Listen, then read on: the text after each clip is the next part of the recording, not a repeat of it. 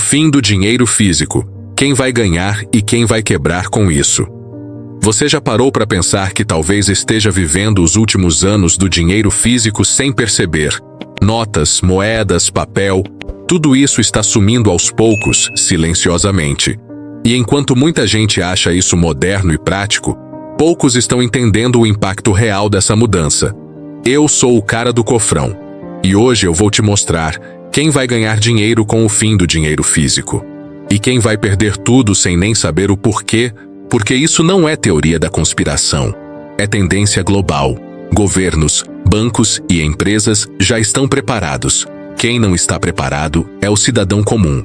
O dinheiro digital parece liberdade, mas também é rastreável, programável e controlável. Quando tudo vira digital, cada gasto deixa rastro, cada escolha financeira fica registrada, e isso muda completamente a relação das pessoas com consumo, dívida e poder. Quem entende isso cedo usa a tecnologia a favor. Quem ignora vira refém do sistema sem perceber. O primeiro grupo que vai ganhar com isso são as pessoas organizadas financeiramente. Quem controla gastos, entende fluxo de caixa pessoal e não vive no limite, porque no mundo digital não existe esconder descontrole. Tudo aparece. O segundo grupo que ganha são aqueles que sabem usar meios digitais como ferramentas, não como muletas. Gente que usa o Pix, bancos digitais e investimentos como estratégia, não como impulso. Agora, quem perde, perde feio, perde rápido. Quem vive de parcelamento, quem depende de crédito rotativo, quem não sabe quanto gasta por mês, quem confunde saldo com dinheiro disponível, esse grupo vai sentir o impacto primeiro. Porque no dinheiro digital, o limite não é psicológico, é sistêmico. Ele trava, bloqueia, nega. E quando nega, não tem caixa eletrônico, não tem nota guardada, não tem saída imediata. Outro ponto que quase ninguém fala é o comportamento. Quando o dinheiro não é físico, ele dói menos para gastar. O cérebro não sente a perda. E isso acelera o consumo inconsciente. Por isso, tanta gente hoje ganha mais e sente que nunca sobra nada. Não é azar, é design do sistema. O dinheiro digital foi feito para circular rápido, não para ficar parado. E se você não criar regras próprias, vai gastar no ritmo que o sistema quer, não no ritmo que você precisa.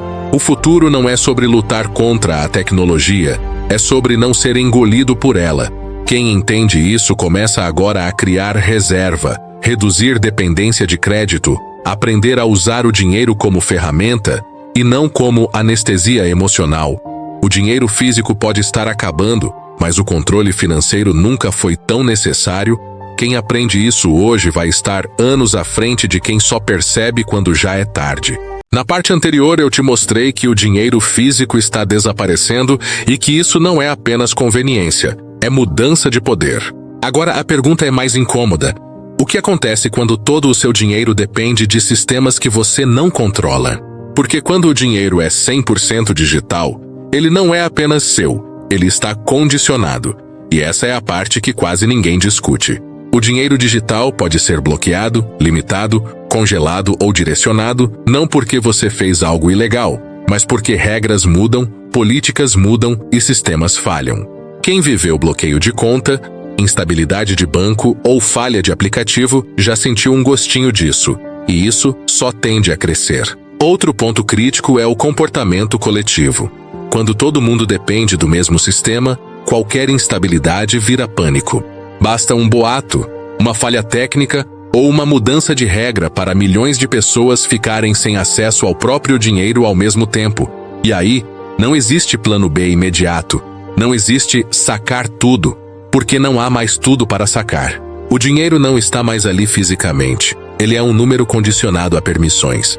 Agora entra a parte que separa quem vai sofrer de quem vai se adaptar. Quem entende esse cenário começa a diversificar não apenas investimentos, mas meios. Não depender de um único banco, não concentrar tudo em um único sistema, não viver com 100% do dinheiro comprometido mês a mês, porque no mundo digital, viver no limite é viver vulnerável. Qualquer atraso, bloqueio ou erro vira crise instantânea. O maior risco não é o fim do dinheiro físico, é a dependência absoluta sem preparo. E aqui entra uma verdade dura. Liberdade financeira no mundo digital não vem de ganhar mais, vem de depender menos. Menos crédito, menos parcelamento, menos obrigações automáticas. Quem tem margem respira, quem não tem margem entra em pânico. E isso não é teoria. É comportamento humano repetido em todas as crises recentes. Enquanto uns se desesperam, outros observam friamente e se protegem. E a diferença entre esses grupos não é sorte, é preparo. O dinheiro digital exige maturidade financeira, coisa que o sistema não ensina. Porque um consumidor impulsivo é mais lucrativo do que um consumidor consciente. E é por isso que o conteúdo que você está vendo aqui incomoda tanta gente. Porque ele não vem de conforto, ele vem de responsabilidade. O futuro não vai esperar você aprender com calma. Ele já está acontecendo, e quem não se adapta agora vai aprender da pior forma possível, quando o acesso ao próprio dinheiro virar um privilégio temporário e não uma certeza diária. Parte 3. Como não virar refém no mundo do dinheiro digital. Se o dinheiro físico está acabando e o controle está aumentando, a pergunta não é se você concorda com isso. A pergunta é se você está preparado. Porque no mundo digital não vence quem ganha mais, vence quem depende menos. E isso muda completamente o jogo. O primeiro passo real é criar margem. Viver com 100% da renda comprometida é um convite ao colapso. Quem tem margem absorve impacto. Quem não tem entra em pânico. Margem é reserva, é folga, é espaço de respiração financeira. O segundo passo é parar de confundir conveniência com segurança. Aplicativo fácil não é sinônimo de proteção.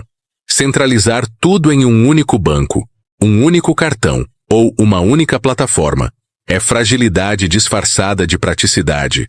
Diversificar meios não é paranoia, é estratégia. O terceiro passo é entender que crédito não é extensão da renda, é antecipação do futuro. E no dinheiro digital, essa antecipação é cobrada com juros, controle e dependência. Quem vive de crédito vive sob vigilância constante do sistema. O quarto passo é comportamento, porque tecnologia não quebra ninguém. Comportamento quebra, gastar para aliviar a ansiedade, parcelar para fingir que cabe no orçamento. Usar o dinheiro como anestesia emocional é o que mantém as pessoas presas. O sistema só se aproveita disso. O quinto passo é informação. Não a informação de moda, mas entendimento real. Saber como seu dinheiro circula, quem controla, quais regras podem mudar. Porque ignorância financeira hoje não é inocência, é risco. E talvez a parte mais importante seja essa. Não espere o sistema te proteger. Sistemas protegem a si mesmos. Quem se protege é você, criando alternativas, reservas, consciência e controle. O dinheiro pode até deixar de ser físico, mas a sua responsabilidade sobre ele nunca vai deixar de existir. Quem entende isso cedo ganha liberdade. Quem ignora aprende tarde, pagando caro. E o cara do cofrão existe exatamente para isso. Não para te prometer riqueza rápida, mas para te impedir de virar refém silencioso de um sistema que não dorme, não perdoa e não avisa quando muda as regras. Se esse vídeo te deixou desconfortável, ótimo, porque desconforto é sinal de consciência acordando. Aqui no O Cara do Cofrão, a gente não vende atalhos, não vende ilusão e não promete dinheiro fácil. A gente fala do que realmente protege você quando o sistema muda as regras sem avisar. Se você quer continuar entendendo o jogo antes que ele mude de novo, esse canal é o seu lugar. Se inscrever aqui não é sobre receber vídeos, é sobre não ser pego de surpresa. Ativa as notificações se quiser estar sempre um passo à frente. Deixa seu comentário não para agradar algoritmo, mas para registrar que você entendeu o recado. Porque quem entende primeiro, sofre menos depois. O cofrão não é sobre guardar dinheiro, é sobre guardar controle. E enquanto muita gente corre atrás de promessas vazias, a gente fecha o cofre e observa o jogo com calma.